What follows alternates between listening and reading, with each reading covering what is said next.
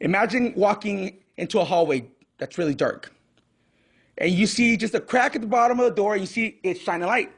That's the only guide you have. And they tell you walk straight and you get there in two minutes. Walk straight, make sure you don't hit a wall. But you say there's no light, there's no guide. As good as you are, eventually you're gonna trip on something or hit the wall. That's how my life was. My life was hitting walls. Hit walls all the time because I had no light, no guide. So I eventually just gave up. I thought there wasn't a master light. My name is Jorge Hurtado. I was born in Hawthorne, California, but I was raised in Compton. Yes, ghetto Compton, California. My upbringing with my brother and I were pretty fair. We didn't know any riches, so we were happy with whatever we had. My mom always worked, I'm talking about 20 hours a day. So the love we got from my mom was more from a monetary perspective than an actual mom. So we didn't get to enjoy a mom per se. But my dad, on the other hand, he was home all the time because he was disabled. He couldn't walk that good, but he tried, and the love he gave us was so effortless. But he tried, and we loved him. We reciprocated that love because he tried. It was so bad we loved him that he even hit my mom so bad that we thought it was okay. We loved him anyways. We thought he was untouchable. No one could touch my dad. He was in a pedestal for us. And then one day, I remember that fateful 1997, we get a call. My dad had a massive stroke. I'm like, what? The man that I thought was invincible he'll get out of that one for sure.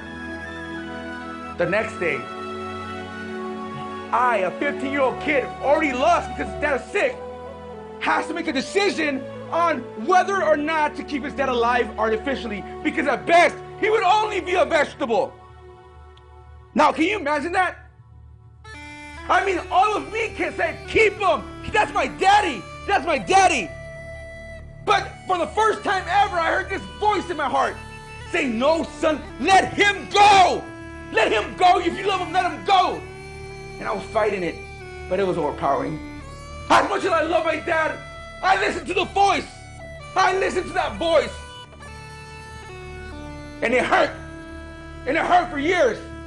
For the next 15, 16 years, everyone got a piece of my pain, including my mom. She got the worst. Every relationship I was with good people, these were good women. I hurt. I killed them through their heart. I killed them because I hurt them. I didn't care. They were nothing to me. Life goes on. And then I meet Dana. Dana was a woman just like every other woman was supposed to be. I just lusted over her. I did not plan to care about her. But it seemed the more I tried to push her away, the more she tried to love me. And I was so foreign to that feeling, I didn't want it. So I pushed her away. I pushed her away. And she came coming closer and closer. And then we were blessed with our first son, George. And then our daughter, Ariana. And then Gabriela. And it seemed everyone was changing for the better, except me.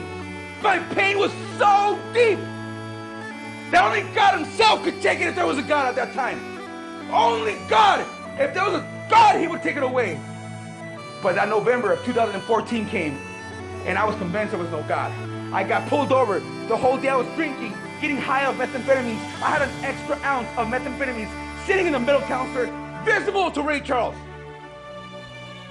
I told him, I guess I was drinking, and they put me in the car, they put me on handcuffs, and I'm sure they're gonna see that Ziploc bag full of rocks. I'm a God. For the first time I'm calling you. If you really exist, make the impossible possible, God. If not, stay the hell out of my life. And I see this officer come and look into my eyes, and I'm like, surely he's gonna arrest me.